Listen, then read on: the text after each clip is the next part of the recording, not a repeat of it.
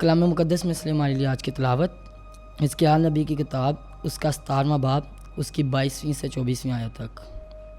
माल के खुदावंद यूँ फरमाता है कि मैं ही देवदार की बुलंद चोटी से लूँगा, मैं उसकी ऊंची ऊंची डालियों में से एक नरम कोम्पल काट लूँगा और उसे ऊंचे और बुलंद पहाड़ पर लगाऊँगा, यानी मैं उसे इसराइल के एक ऊंचे और बुलंद पहाड़ पर लगाऊंगा। तो वो शाखें निकालेगा और फल लाएगा और आलीशान देवदार बन जाएगा।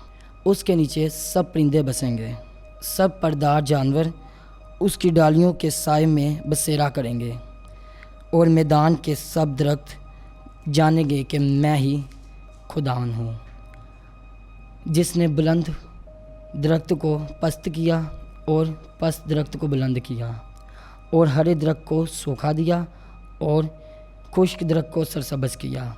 मैं खुदावंद ने कलाम किया है और मैं ही कर दिखाऊंगा।